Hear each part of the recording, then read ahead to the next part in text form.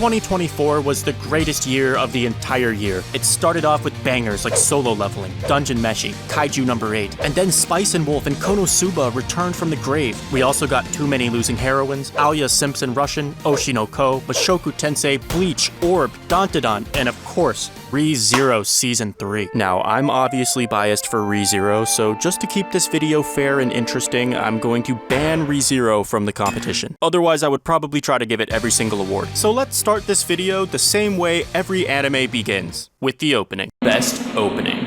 There were many bangers this year, and personally, the Bleach opening was the most likely to end up on my playlist, but in terms of just being the best opening overall, the winner here should be pretty obvious if you've been paying attention to what went viral and what didn't. Dandadan's opening went viral because Echidnut is the most talented hip-hop duo in the anime scene right now, and they produce banger after banger every year. Except this year, they put out 2 bangers. Mashley's opening has a much better song, in my opinion, and as you guys know, I live in Los Angeles, California, and a few weeks ago, I just happened to be listening to this song in approximately the exact location all those fires started. Coincidence? No, I did it. It was me. Dandadan's opening song is great too. It's a lot more catchy than Mashley's opening, but also a lot more repetitive. Honestly, after a while, it kinda starts to sound like something the US government would use to interrogate people.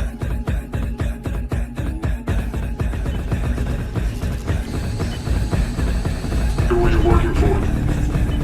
It's a great song, but I wouldn't want to listen to it for 12 hours a day while somebody's waterboarding me. However, after we factor in the opening visuals, then Dandadan's opening absolutely wins this award. It's full of references and symbolism and foreshadowing, and overall, it's just the best opening maybe ever. So not only is Echidnut winning this award, but they also won 2nd place too. Anime of the Year.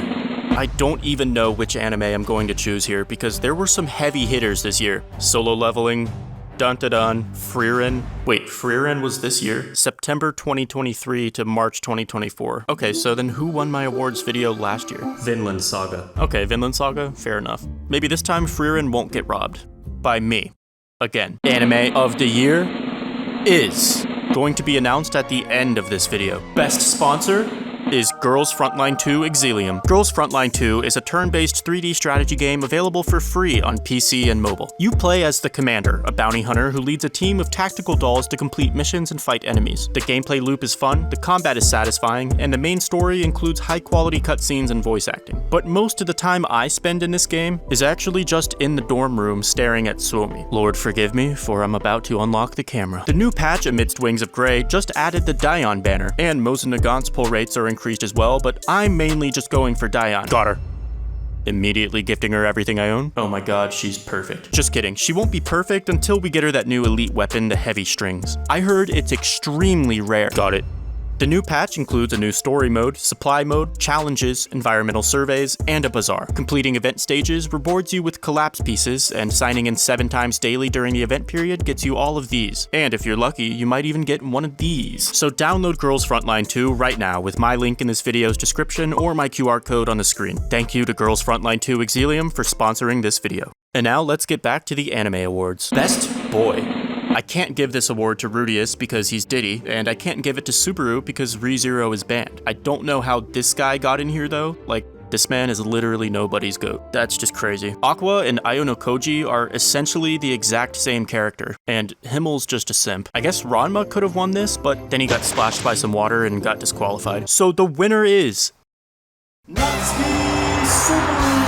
What? You thought he wasn't gonna win just because he was banned from winning? Natsuki Subaru gave one of the best speeches ever in anime this season, and he's the type of person every man should aspire to be. I know I banned Re:Zero from this awards video, but just for this one category, I really couldn't pick anyone else but Subaru. There's a lot of great guys here, but Subaru is just so clearly and decisively better, it had to be him. Best Girl. So we got Momo Ayase, an excellent candidate. Emilia, you're banned. I'm sorry. I'm not picking Re:Zero anymore. I promise. Frieren, the title character of her anime, very nice. Mao Mao, Akane. It's kind of a crime that Marcial isn't here, but I'm gonna be honest, it's gonna be really hard for me not to pick Frieren. I mean, is there really anyone here that holds a candle to Frieren? Wait.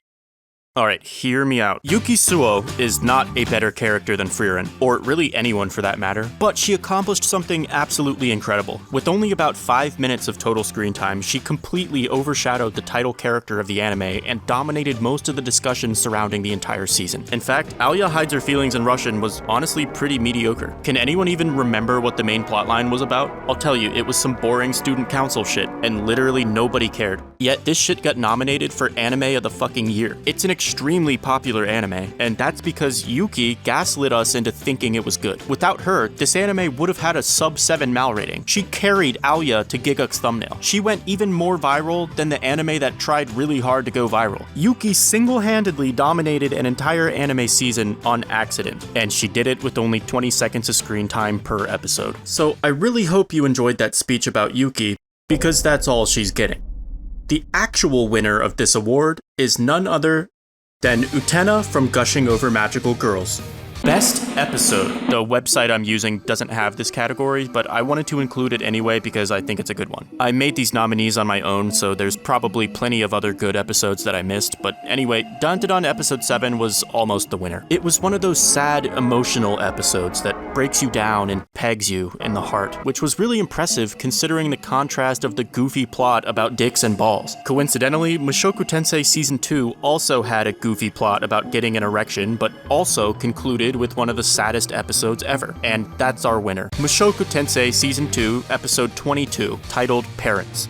Or maybe they should have just called it Parent. This episode had an amazing fight scene with Rudy's party battling a Hydra, and the result of that fight is one of the most heartbreaking, emotional scenes ever in an anime. It was amazing, probably the best episode of the series, and I thought it deserved some recognition by winning this award. Best Fight Scene is another custom category I created myself, and the winner of the previous award almost won this award too. That Hydra fight was insane. The animation was fantastic, and it was just as good as I imagined it when I read it in the novel. However, there's another fight scene from a different anime that was even better, and that's Frieren vs. Frieren. This fight scene was just the best thing ever. The whole anime up until this point had been building Frieren up to be this unimaginably powerful mage whose full strength can't even be comprehended. She was one of those Gandalf characters who wasn't supposed to show the audience her true power, but for the first time, she actually went all out. A lot of anime would have just left that up to our imagination, but instead, they let us witness it because they knew that what they were about to show us was even cooler than anything we could have made up in our heads. The Frieren's throwing black holes at each other and shooting death beams and using all this insane magic was both beautiful and terrifying. And after all the buildup, my expectations going into this fight should have been impossible to meet. But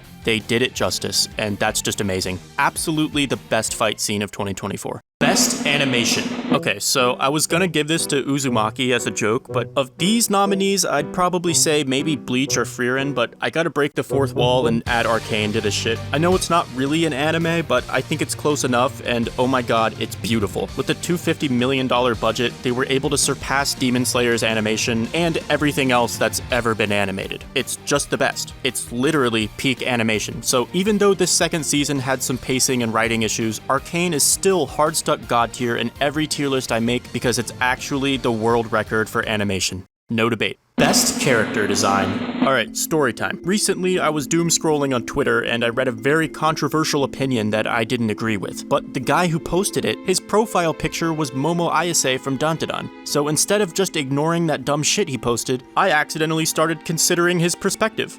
But no, I still think it was Dick Cheney. Taylor Swift had nothing to do with 9/11. Before I give this award to Dandadan, I have to mention Too Many Losing Heroines. When it was airing, I was 100% sure it was gonna win Best Character Design because look at how beautiful Anna is. Oshinoko was a top contender for this award as well. Actually, I think Oshinoko could have won it. But Dandadan just had to drop the best looking characters I think I've ever seen. They're so expressive and detailed, and they change outfits every episode. I didn't even know anime characters could do that. I thought there was like a thermodynamics law or something forcing them to wear the same tracksuit until the end of season 3. ReZero spoiler. Something about Dandadan's art style just really resonates with me though. Maybe it's the eyebrows or the eyelashes, I don't really know, but these character designs are just mesmerizing. Best couple. Interesting. I don't see Regulus and Amelia anywhere here. Nah, Pseudo Harem was really cute. That was a wholesome anime. I don't think Aqua is ready to be anyone's boyfriend though. I feel like he still needs some time to discover emotions first. Frieren and Himmel isn't even canon, but Stark and Fern is a solid couple. I ship that faster than Amazon Prime. Momo and Okarun are probably the perfect couple in my opinion. They're total opposites, but they need each other. They listen to each other, they communicate, and they're always able to depend on each other too. Momo was also Okarun's first actual friend, and she accepts him for who he is, even though he's a virgin weeb with one ball and half a dick. The Dangers in My Heart was a close second for this award, and the writing in that anime is crazy good, but I still think Momo and Okarun are a better couple. This is just becoming the Dantadan Awards at this rate. Best sceneries and visuals. There was a really weird anime I watched that didn't get nominated on this website. I'm using Annie Trends, by the way, only because it isn't Crunchyroll. But it was about all these cute girls driving a train through post-apocalyptic dystopian Japan, and they pass through all these crazy fucked up places. That anime was beautiful, and I thought it at least deserved a nomination, but I was going to give this award to Mushoku Tensei Season 2 Part 2 for having these incredible landscapes and beautiful shots, but then they spent the next 5 episodes in a dungeon. So then I was gonna give it to Frieren instead, but then they spent the next 5 episodes in a dungeon. So then I was gonna give it to Dungeon Meshi, but nope, that one literally has dungeon in the title. Alright, who here is not in a dungeon? Train to the End of the World is the winner. Unless the train goes into a dungeon, then I'll just give it to Danmachi. Best Soundtrack is an award that would normally go to ReZero's composer, but he's banned from this for being too overpowered, and I'm also gonna ban Arcane from this too, because that's just unfair. I really liked the Frieren soundtrack. It reminded me of Shire music from Lord of the Rings, and honestly, any of these nominees could have won this award, but I'm giving it to Dungeon Meshi. The composer of Dungeon Meshi's soundtrack just absolutely cooked. If you're a D&D player, or you just, for some reason, you bump medieval tavern music in your car, this soundtrack is literally the epitome of that. There's not really much else to say. It's fire, so if you don't believe me, then go listen to it, and just try not to come. Best Ending. This is going to be the last category before Anime of the Year, and there's not even going to be any debate here because this is the most decisive winner of any of the awards in this video. In fact, it's not even worth addressing the other nominees. Except for the Danmachi ending, that's just a naked girl walking through a field. Shout out to Danmachi for that. But Oshinoko Season 2 had easily the best ending of 2024, and it wasn't even remotely close. The song is catchy, but doesn't get annoying. It's iconic, it perfectly encapsulates what an ending song should be, and the way it sneaks up on you at the end of the episode is just legendary. Not to mention the lyrics and thematic significance for Ruby's character, it's just the best. One of my favorite endings of all time.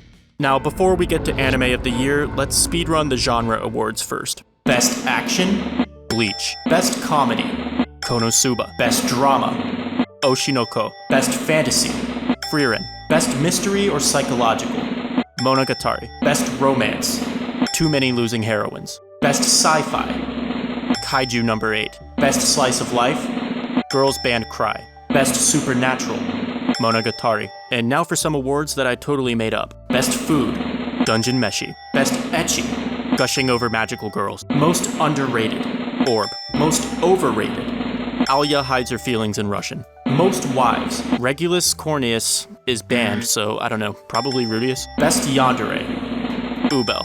Most Unexpected Return, Spice and Wolf. Tried Really Hard to Be a Meme Award, my dear friend Nokotan. These awards are about to get extremely specific. Best Anime that unfortunately has a bad manga ending, Oshinoko Season 2. Fattest Waifu, Elfuda. Horniest character, not just of 2024, but ever, Utena from Gushing Over Magical Girls. Best Anime Game, Miside. I made a video of me playing this. You guys should go watch it. Hottest but oldest waifu. The grandma from Dantadan is such a perfect fit for this award, it's almost like I created it just to give it to her. But that's a lie, because I gave it to Frieren. Best Meat. Now, the Meat Award is an award that can be interpreted in a few different ways. I could give this to a male character who's an absolute Chad and probably has the biggest meat, or I could give it to perhaps the thickest waifu of the year with the meatiest thighs. But instead, I'm actually going to swap the A for an E and give it to Slime Season 3, Anime of the Year. So, ReZero is obviously banned. Everybody knows I would have picked ReZero for this award, but Mushoku Tensei is still a contender, and I thought the second half of Season 2 was really good, especially that one episode, but I don't know if it's anime of the year. Oshinoko Season 2 has a fair shot at this, but I actually think the manga ending tainted people's perception of the anime somehow, so it's not really getting the recognition it deserves. Solo Leveling was good, but it wasn't anime of the year, at least not the first season. Apothecary Diaries could win this, Dungeon Meshi too, and of course, I think Dandadan has won the most awards in this video so far, and even the awards that it didn't win, it was always a close contender. So by that logic, Dandadan deserves to win the Anime of the Year award. However, I think Frieren is overall a better anime than Dandadan, and the only reason Frieren didn't win this award last year was because only half of it had aired at the time. So I thought about it, and even though Frieren technically started airing in 2023, I think it has to win this award. There's no way around it. Dandadan was a very close competitor, but ultimately, I'm gonna have to give Anime of the Year 2024 Freudian slip. To Frieren. Congratulations to Frieren and all these other award winners. 2024 was an amazing year of anime, and I hope 2025 will be just as good. And thank you everybody for watching this video. I hope you all had a wonderful year, and hopefully you continue watching my videos too. That's all I got for today though, but there's more videos coming out soon. I'll see you guys later. Peace out. Bye.